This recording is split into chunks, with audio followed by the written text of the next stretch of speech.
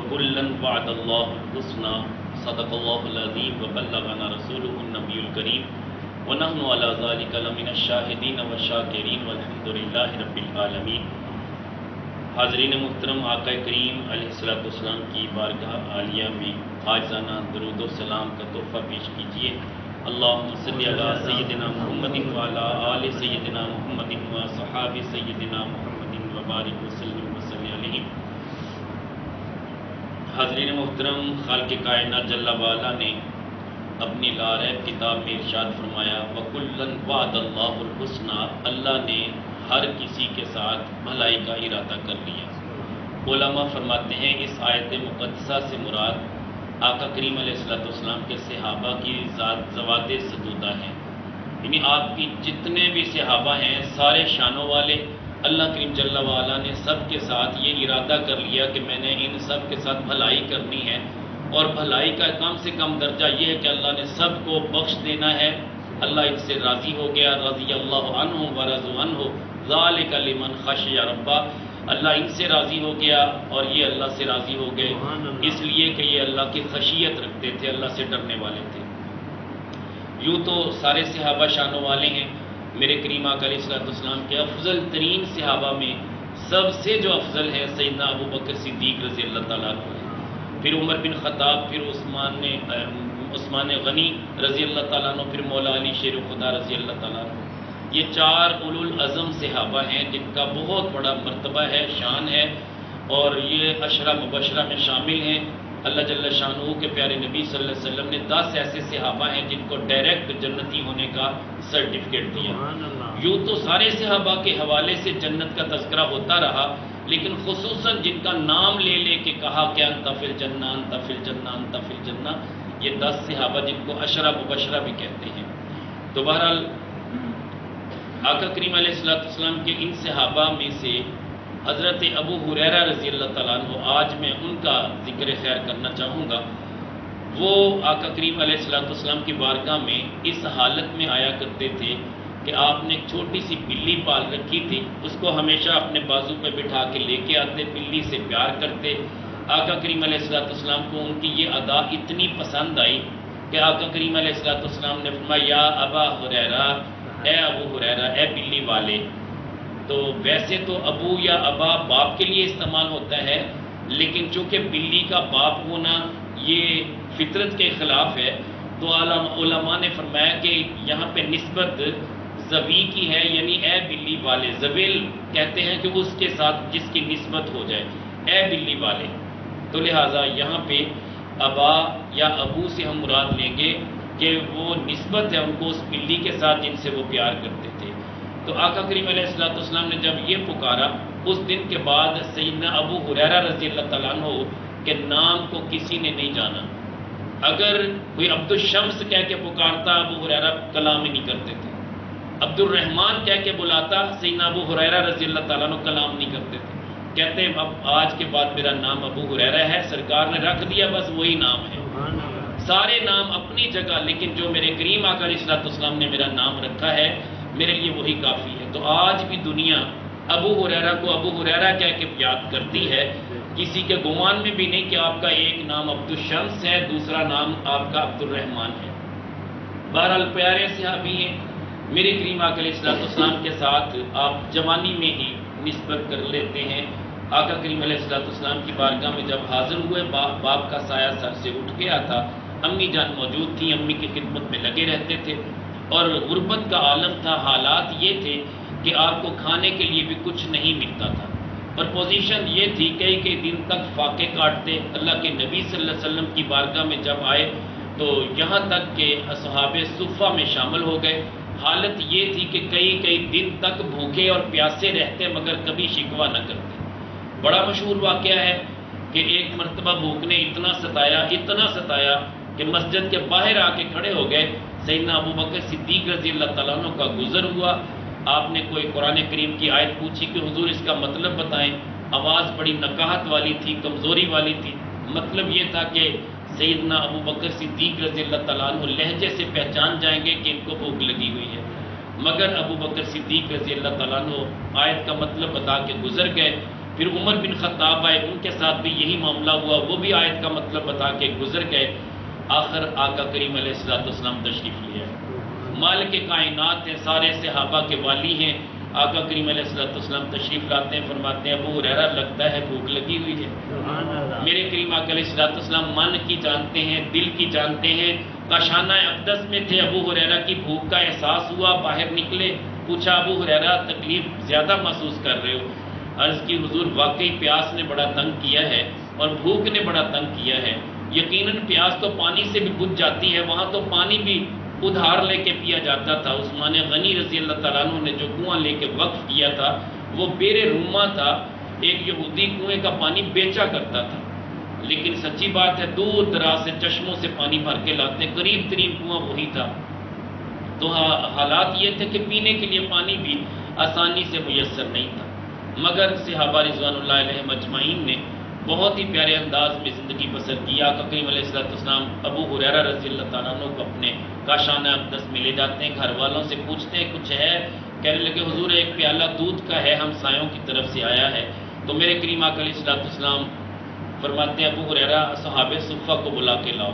70 کے قریب صحابہ تھے، آپ 10 صحابہ کو بلا کے لاتے، میرے کریم آقا علیہ السلام پیالہ اٹھا کے ابو ہریرہ کو پکڑاتے، فرماتے 1 سے شروع کر کے 10 تک سارے صحابہ کو پلا دو۔ ابو ہریرہ رضی اللہ تعالیٰ عنہ کہتے ہیں کہ میرے دل میں خیال آیا کہ پیالہ تو ایک ہے، 10 کیسے پی لیں گے؟ لیکن پھر خیال آیا کہ اللہ کے نبی کے ید اللہ والے ہاتھوں سے ملا ہے، اللہ برکت ڈال دے گا۔ تو خود پیاس تھی، مگر اس کے باوجود یہ نہیں کہا کہ حضور پہلے مجھے تو پینے دو، نہیں کہا، بلکہ جیسے سرکار کا حکم ہوا ویسے ہی کرتے رہے۔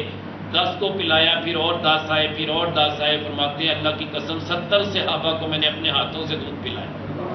پھر سرکار نے فرمایا ابو ہریرہ آپ ایک تم باقی بچ گئے ہو، ایک میں ہوں، پہلے تم پی لو بعد میں پیوں گا۔ سیدنا ابو ہریرہ رضی اللہ تعالیٰ عنہ فرماتے ہیں کہ میں نے جی بھر کے پیا، سرکار نے فرمایا اور پیو، پھر فرمایا اور پیو، پھر فرمایا اور پیو۔ میں نے کہا حضور بس اب میری بس ہوگی، اب ہمت جواب دے گی، اب میں سیر ہو کے پی چکا ہوں، اب حضور مجھ سے اس سے زیادہ نہیں پیا جاتا۔ پیالہ اسی طرح پورے کا پورا تھا۔ اب مجھے بتائیے کہ سب سے آخر پہ میرے کریم آقا علیہ السلام جو امام الانبیاء ہیں، نبیوں کے تاجور ہیں، ساری کائنات کے والی ہیں، سب کا جھوٹا میرے کریم آقا علیہ السلام پی رہے ہیں، لیکن آج تو بھائی بھائی کا جھوٹا پینے کے لیے تیار نہیں ہے۔ میرے کریم آقا علیہ السلام کا جو درس ہے وہ یہ ہے کہ ذکر المؤمن شفاء، مومن کا جھوٹا شفا ہے۔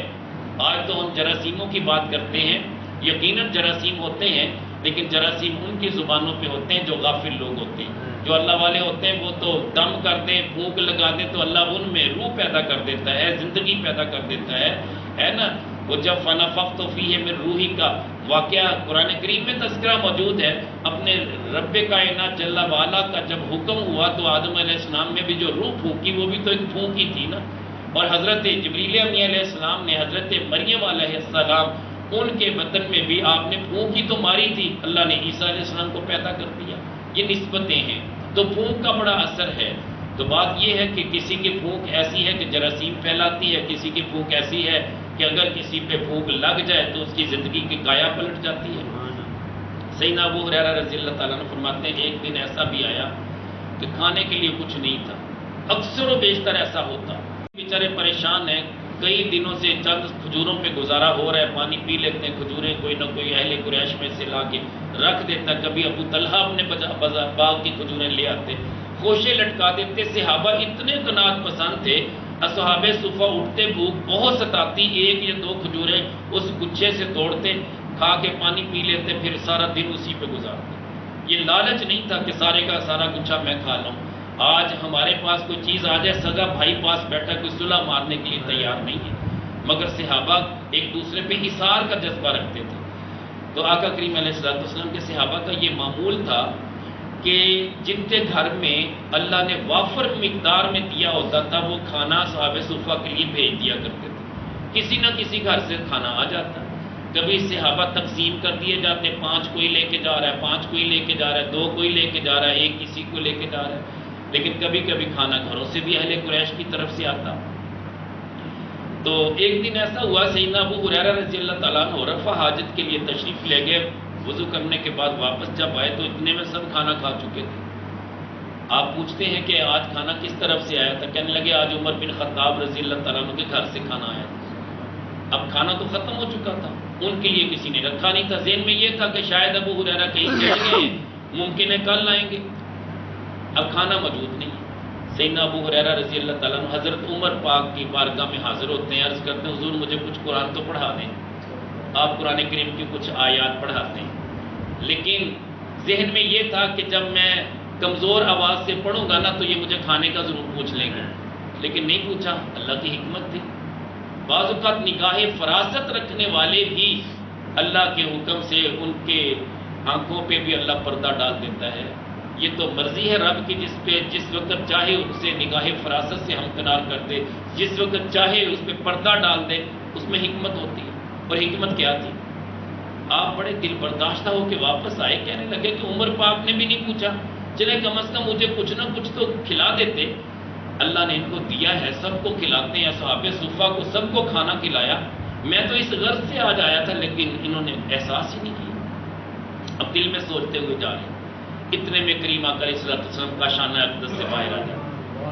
میرے کریم آقا علیہ الصلوۃ والسلام دیکھتے ہیں، فرماتے ہیں ابو ہریرہ آپ تمہارے منہ کی بو کچھ تیز محسوس ہوتی ہے۔ یقیناً جو بندہ بھوکا رہتا ہے، روزہ دار ہوتا ہے، روزہ رکھنے والا ہوتا ہے، اس کے منہ سے ایک سمیل آتی ہے۔ اللہ کو وہ اتنی پسند ہے، مشک اور کستوری سے بھی زیادہ پسند وہ خوشبو ہے جو روزہ دار کے منہ سے ایک حبس اور ایک ایسی سمیل ہوتی ہے جو کہ خاص طور پہ آخری وقت میں ہوتی ہے۔ اور دوسرا پاس بیٹھنے والا کہتا ہے کہ تیرے منہ سے بدبو آ رہی، حالانکہ وہ بدبو نہیں ہوتی، اللہ کے ہاں اس کا مرتبہ مشک اور عنبر سے بھی زیادہ ہے۔ تو کریم آقا علیہ الصلوۃ والسلام فرماتے ہیں آج ابو ہریرہ تیرے منہ کی بو بہت تیز ہے، لگتا ہے کھانا نہیں ملا۔ یہ میرے کریم آقا علیہ الصلوۃ والسلام کا کرم اور توجہ اپنے غلاموں پہ۔ آقا کریم علیہ الصلوۃ والسلام ہاتھ پکڑتے ہیں، کاشانہ اقدس میں لے جاتے ہیں، فرماتے ہیں کہ گھر میں کچھ ہے۔ سیاہ فام خادمہ موجود تھی، وہ عرض کرتی حضور کھانا تو اس وقت موجود نہیں ہے، ہاں البتہ جس پیالے میں کھانا کھایا گیا وہ ابھی صاف کرنے والا ہے۔ پیالے کے سائڈوں پہ جو لگے ہوئے تھے، جو استعمال کیے جاتے تھے، وہ کبھی زیتون میں اور کبھی کھجوروں کے ساتھ، کبھی ان کا آٹا بنا کے، کبھی ان کو سالن کی طرح پکا کے کھایا جاتا، مختلف ٹیسٹ سے طریقے تھے۔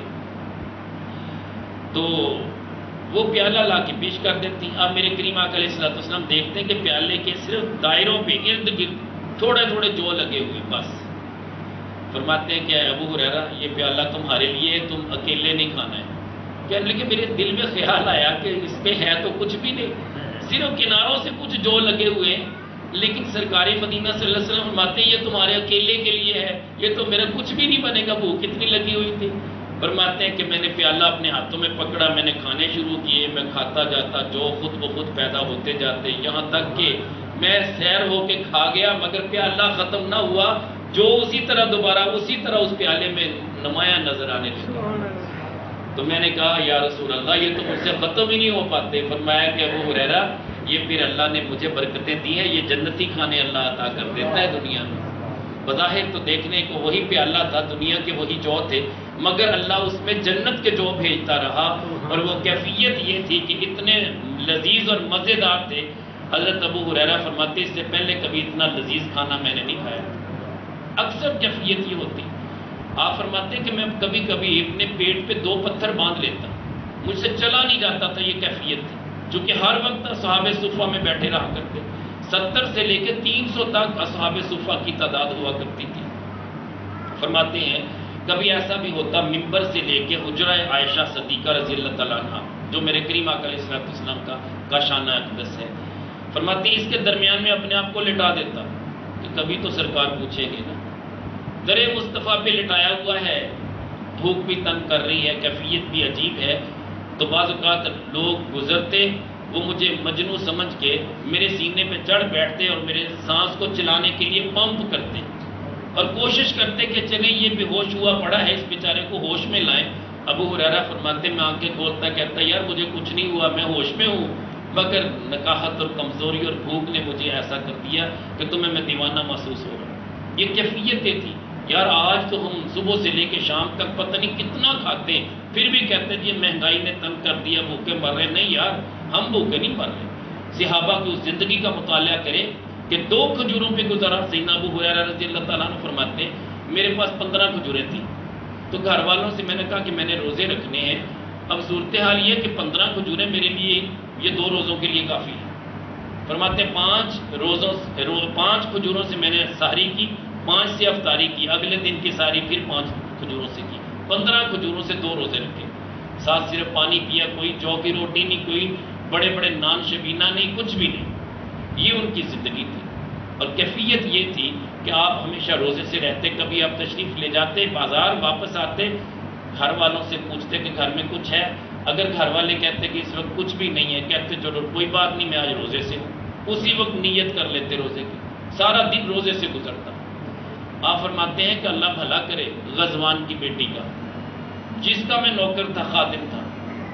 نوکری کیسے کرتے تھے؟ فرماتے ہیں کہ جب مجھے نوکری کا موقع ملا، ابھی آقا کریم علیہ السلام کی غلامی میں موجود نہیں تھا، تو فرماتے ہیں کہ غزوان کی بیٹی کا میں نوکر تھا، اور اسے میں سواری پہ سوار کرتا، یہاں تک کہ اس کے پاؤں کے نیچے ہاتھ رکھ کے اسے سواری پہ بٹھاتا، اور سواری سے اتارنا ہوتا تو میں اس طرح کرتا، اسے اتارتا۔ یہ غلاموں اور نوکروں کی کیفیت ہوا کرتی تھی۔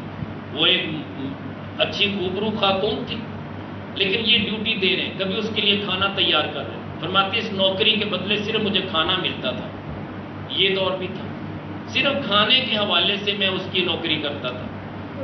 تو پھر ایک وقت وہ بھی آیا کہ اللہ کے پیارے نبی صلی اللہ علیہ وسلم کی جب نگاہ پڑی تو کیفیت یہ ہو گئی کہ غزوان کی اس بیٹی نے مجھے شادی کی آفر کر دی کہ ابو ہریرہ مجھ سے شادی کرو۔ فرماتے ہیں کہ پھر وقت وہ آیا کہ اب وہ مجھے سواری پہ سوار کرتی ہے، میرے دونوں پاؤں کے نیچے وہ ہاتھ رکھتی ہے، مجھے سواری پہ سوار کر دیتی ہے، جب اتارتی ہے تو میری خدمت کرتی ہے، میرے لیے کھانا بناتی ہے۔ یہ غزوان کی بیٹی، اللہ اس کا بھلا کرے، اس نے مجھے بڑا سہارا دیا۔ یہ اللہ کے محبوب صلی اللہ علیہ وسلم کے تصدق میں ہو جاتے ہیں جب بندہ لو لگا لیتا ہے۔ فرماتے جب میں بیعت ہونے کے لیے آیا نا اللہ کے پیارے نبی صلی اللہ علیہ وسلم کی بارگاہ میں، ایک غلام تھا، میں اس غلام سے کچھ کام لیا کرتا تھا، کچھ نہ کچھ گزر بسر ہوتی تھی۔ جب مجھ سے پتہ چلا کہ یہ اللہ کے نبی صلی اللہ علیہ وسلم کے ہاتھ پہ بیعت ہونے جا رہے ہیں، غلام بھاگ گیا۔ اب میں اللہ کے نبی صلی اللہ علیہ وسلم کے ہاتھ پہ بیعت ہوا، جب میں نے کلمہ پڑھ لیا تو آقا کریم علیہ السلام پوچھتے ہیں ابو ہریرہ کسی بات سے پریشان لگتے ہو؟ کہنے لگے حضور غلام تھا، وہ بھاگ گیا، ناراض ہو گیا، پتہ نہیں کہاں ہوگا، اتنے میں غلام واپس آ گیا۔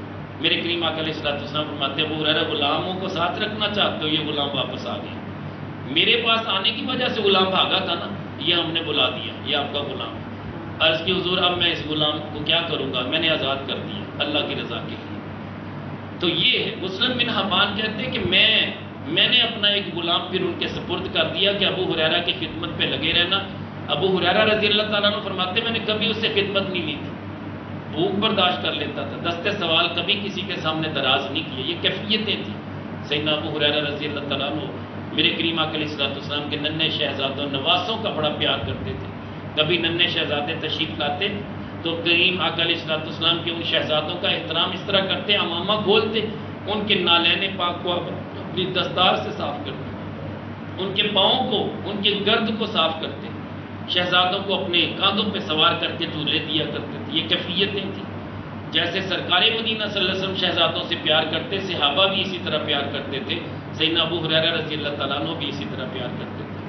اور یقیناً اتنا پیار کہ امام علی مقام کے بارے میں جب پتہ چلا تو دعا مانگا کرتے تھے، اے باری تعالیٰ بے نیاز ہے، جو نوجوانوں کی لونڈوں کی حکومت ہوگی سن 60 برس کے بعد، 60 ہجری کے بعد، مجھے اس سے پہلے دنیا سے لے جانا، میں یہ منظر دیکھ نہیں پاؤں۔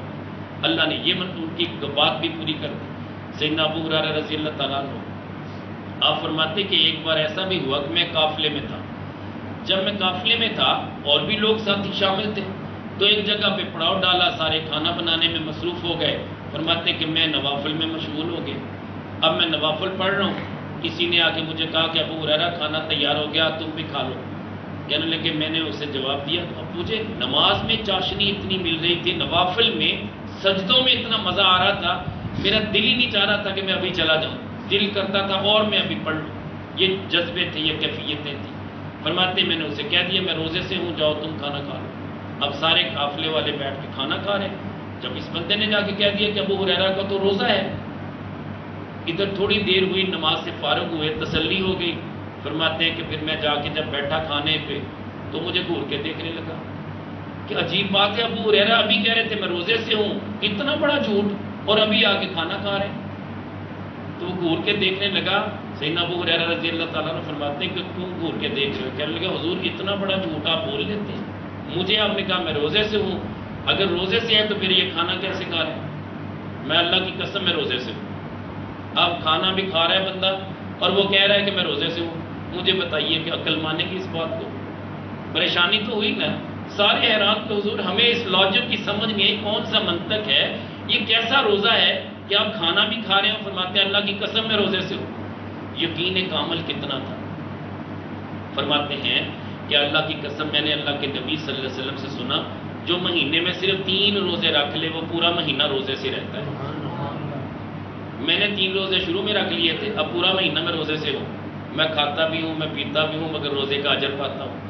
اب یار کتنی بڑی عقلی دلیل ہے. حضرت ابو ہریرہ رضی اللہ تعالیٰ عنہ کتنی شانوں کے مالک تھے، کیسے یہ کیفیتیں تھیں، کرم بخشیاں تھیں، اور آپ کو اللہ جل شانہ کے کرم سے یہ چیزیں میسر تھیں کہ آقا کریم علیہ السلام نے ایک بار آپ کی غربت کا نظارہ دیکھتے ہوئے سرکار مدینہ صلی اللہ علیہ وسلم نے فرمایا کہ ابو ہریرہ کچھ ہے تمہارے پاس؟ کہنے لگے ایک تھیلی تھی، اس میں چند کھجوریں تھیں. کریم آقا علیہ السلام نے اس تھیلی کو پکڑا، اس کے اندر دیکھا اور دعا فرما دی. فرمایا ابو ہریرہ زندگی بھر یہ کھجوریں ختم نہیں ہوں گی، شرط یہ اس تھیلی کو الٹا کے نہیں دیکھنا اور اس کے اندر جھانکنا بھی نہیں ہے، جتنی چاہے کھجوریں لے لینا، یہ تھیلی ختم نہیں ہوگی.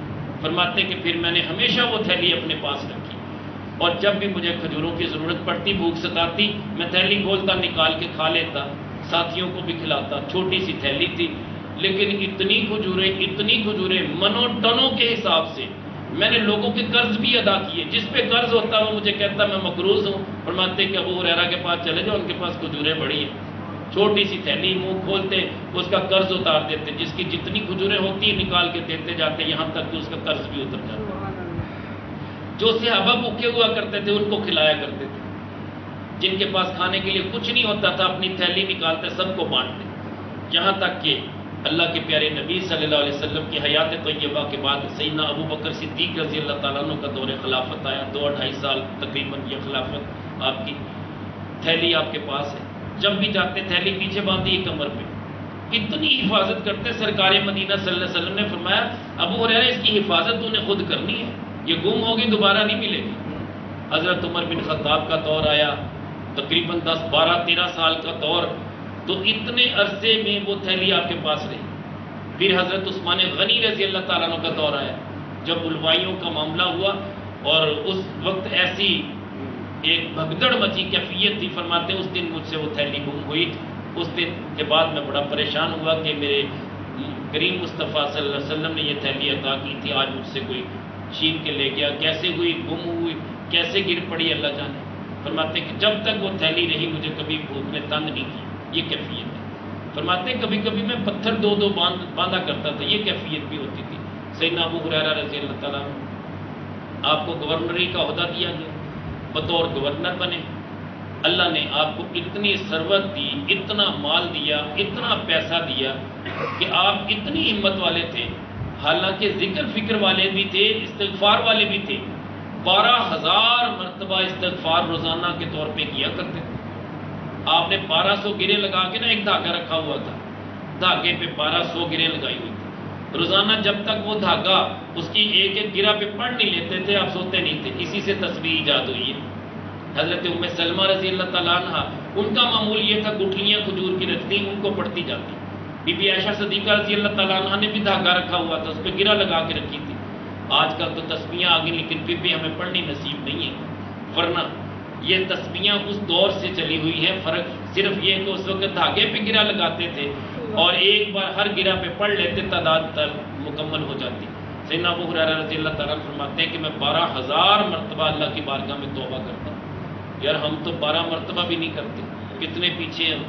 تو ہمیں توبہ کرنی چاہیے. میرے بابا جی نے پنجگانہ وظیفہ جو ہمارے ہر مرید کے لیے ضروری ہے ہر نماز کے بعد، اس میں 70 مرتبہ استغفار ہر نماز کے بعد. بابا جی فرمایا کرتے تھے بیٹا 70 تک نہیں رہنا، 100 پورا کر لیا کرو. 2 تسبیحیں کلمہ شریف ہیں، ہر تسبیح کلمہ شریف کے مکمل کرنے کے بعد یعنی لا الہ الا اللہ لا الہ الا اللہ لا الہ الا اللہ پڑھ کے آخر پہ کہنا محمد رسول اللہ، 2 تسبیحیں اس طرح پڑھنی، اور ایک تسبیح درود پاک کی اللہم صلی علی سیدنا محمد وعلی آلہ وصحبہ وسلم، اور اس درود پاک کا فائدہ بڑا ہے اور اس استغفار کا فائدہ بڑا ہے۔ ایک ایسا شخص بھی تھا اس کی زبان پہ ہمیشہ استغفار، توبہ کیا کرتا تھا، اتنی توبہ کرتا تھا کہ اس کی زبان پہ ہمیشہ ہر وقت استغفر اللہ العظیم استغفر اللہ العظیم رہتا تھا۔ ایک بار ایسا بھی ہوا، حضرت امام احمد بن حنبل رحمۃ اللہ علیہ سفر پہ تھے، دوران سفر ایک مسجد دیکھی، آرام کرنے کے لیے کچھ دیر کے لیے نماز کے بعد وہاں لیٹ گئے۔ مسجد کی انتظامیہ والے آئے، کہنے لگے کہ بابا جی یہاں لیٹنے کی حاجت نہیں ہے، یہ سونے کے لیے مسجد نہیں بنی، میں مسافر ہوں، مسافر کے لیے تو گنجائش ہے۔ کہہ رہے کہ نہیں اس میں آپ نہیں سو سکتے، آپ باہر نکل جائیں، ہم نے دروازہ بند کر دیا، مسجد کا دروازہ بند کر دیا۔ یہ منظر ایک نان بھائی دیکھ رہا تھا جو نان لگانے والا تھا، اس نے کہا کہ حضور لگتا ہے مسافر ہیں، آپ میرے پاس آ جائیں آرام کریں۔ چارپائی بچھا دی، آپ آرام سے لیٹ گئے۔ امام احمد بن حنبل رحمۃ اللہ علیہ فرماتے میں نے دیکھا کہ وہ بندہ آٹا گوندھ رہا ہے تو کچھ پڑھ رہا ہے، جب نان لگانے لگا تب بھی کچھ پڑھ رہا ہے۔ میں نے پوچھا کہ تم کیا پڑھتے ہو؟ کہنے لگا میں ہر وقت اللہ کا ذکر کرتا ہوں، توبہ کرتا ہوں، استغفر اللہ العظیم کہتا ہوں، یہ میں توبہ کرتا ہوں ہر وقت۔ کہتے اس سے کچھ ملا بھی؟ کہنے لگے بہت کچھ ملا، میں تو نانے شبینہ کو ترستا تھا، کھانے کے لیے کچھ نہیں ہوتا تھا، میں بھیک مانگا کرتا تھا، آج اللہ نے مجھے نان بھائی بنا دیا، اب میں کھاتا بھی ہوں، کھلاتا بھی ہوں، تقسیم بھی کرتا ہوں، نان بیچتا بھی ہوں۔ کہتے ہیں کہ کوئی ایسی کوئی خواہش جو تیری کبھی پوری نہ ہوئی ہو۔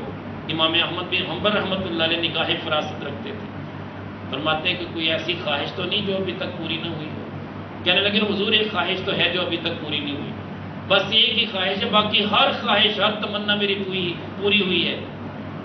فرماتے ہیں وہ خواہش کون سی؟ کہتے ہیں کہ میں نے سنا ہے کہ اللہ کا ایک بندہ ہے امام احمد بن حنبل رحمۃ اللہ علیہ، میری بڑی چاہت ہے کہ میں ایک نظر ان کا دیدار کر لوں زندگی میں، بس کام کاج سے فرصت نہیں ملتی، میں ان کو دیکھ نہیں پاتا، بس آپ دعا فرما دیں اللہ میری یہ حسرت بھی پوری کر دیں۔ آپ اٹھے سینے سے لگاتے ہیں، فرمایا آج تیری اللہ نے وہ حسرت بھی پوری کر دی، یہ جو تیرے سامنے کھڑا ہے یہ وہی امام احمد بن حنبل ہے جس کی تو تلاش کر رہا ہے۔ مجھے بتائیے کہ میرا رب کتنا کریم ہے، جو توبہ کرتا ہے، جو استغفار کرتا ہے، معافی مانگتا ہے۔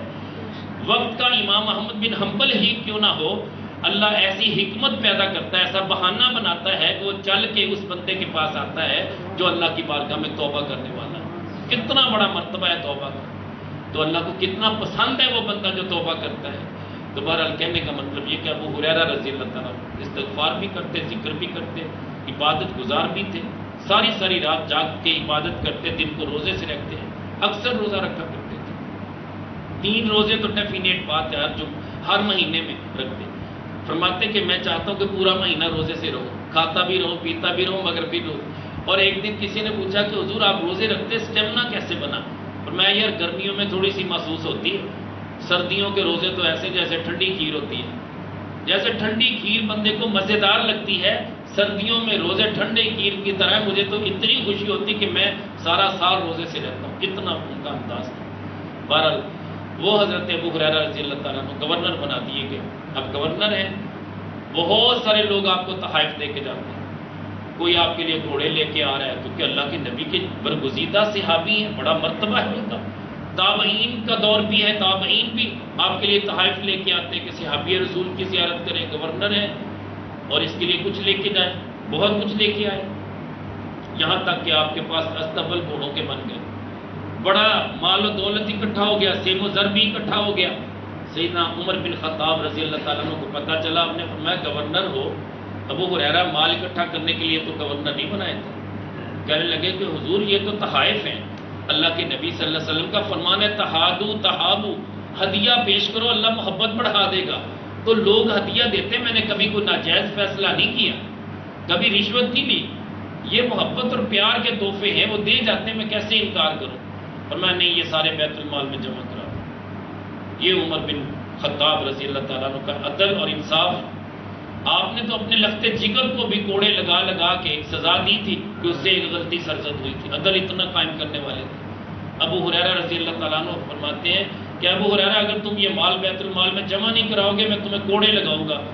ابو ہریرہ بھی صحابی رسول تھے، وہ بھی سرکار کی صحبت کا اثر لے چکے تھے، کہتے کہ اے عمر پاک جتنے کوڑے لگانے چاہو لگاؤ، میرا بھی اتنا ہی حق ہے جتنا آپ کا ہے۔ یہ اللہ کے نبی نے اجازت دی ہے، جو تحفہ ملے اسے قبول کر لو، تو میں نے اللہ کے نبی کی سنت کو پورا کیا، میں یہ مال جمع نہیں کراؤں گا، یہ میرا مال ہے، میں نے اس میں ناجائز نہیں لیا، میں نے رشوت کے طور پہ نہیں لیا، کسی کا ناجائز فیصلہ نہیں کیا، لہذا یہ حق ہے میرا۔ سیدنا ابو ہریرہ رضی اللہ تعالیٰ عنہ کو عمر پاک کوڑے لگواتے ہیں، اس کے باوجود مجھے بتائیے نہ آپ کچھ کہہ سکتے ہیں نہ میں کچھ کہہ سکتا ہوں۔ اللہ کے پیارے نبی صلی اللہ علیہ وسلم فرماتے ہیں میرے صحابہ کے اختلافات کے بارے میں کبھی زبان پہ بات نہ لانا، یہ ان کے اختلافات آپس کی محبتیں ہیں، یہ باعث رحمت ہیں، اختلاف امتی باعث رحمت ہو، ٹھیک ہے نا، اختلاف امتی رحمت، میری امت کا اختلاف باعث رحمت ہے۔ اب بظاہر کتنی بڑی بات ہے کہ برگزیدہ صحابی ہیں، ابو ہریرہ ہیں، مگر عمر پاک ان کو کوڑے لگانے کا حکم دیتے ہیں، وہ اپنی جگہ درست کر رہے ہیں، یہ اپنی جگہ درست ہے، نہ وہ غلط ہے نہ یہ غلط ہے، کوئی کسی صحابی کو غلط کہہ ہی نہیں سکتا، کوئی کہے گا تو راندہ درگاہ ہو جائے گا، کیونکہ آقا کریم علیہ السلام نے فرمایا میرے صحابہ کو گالی مت دینا، جو میرے صحابہ کو برا سمجھے گا گالی دے گا وہ لعنتی ہے، وہ رحمت والا نہیں ہے، لعنت والا ہے۔ تو ایسے بندے پہ اللہ کی رحمت نازل نہیں ہوتی بلکہ لعنت نازل ہوتی ہے، فرشتوں کی بھی لعنت پرستی جو میرے صحابہ کے بارے میں بات کریں۔ تو لہٰذا صحابہ بڑی شانوں والے، بڑے اختلافات ہوئے صحابہ میں، مگر ہمیں حق حاصل نہیں ہے کہ ان اختلافات کو ہم منظر عام پہ لائیں۔ یہ تذکرہ کرنا یہ اس لیے ضروری تھا کہ ممکن ہے کوئی تذکرہ کرے تو کوئی ایسی بات کرتے جو صحابہ کی بارگاہ میں گستاخی اور بے ادبی پہ مشتمل ہو، لہٰذا میں نے مناسب سمجھا کہ یہ پہلو بھی آپ کے سامنے رکھوں کہ آپس میں پیار بھی اتنا ہے، اور جب بات عدل و انصاف کی آتی ہے تو پھر ایک دوسرے کے ساتھ کوئی لحاظ بھی نہیں کرتے، ہر کسی کا اپنا ایک موقف ہوتا ہے۔ بہرحال سیدنا ابو ہریرہ رضی اللہ تعالیٰ عنہ بڑی شانوں والے تھے، اللہ جل شانہ ان کے صدقے ہماری بخشش عطا فرمائے۔ اسی پہ اکتفا کرتے ہیں، اللہ تعالیٰ ہمیں ان کے نقش قدم پہ چلائے۔ وما علینا الا البلاغ، کسی کا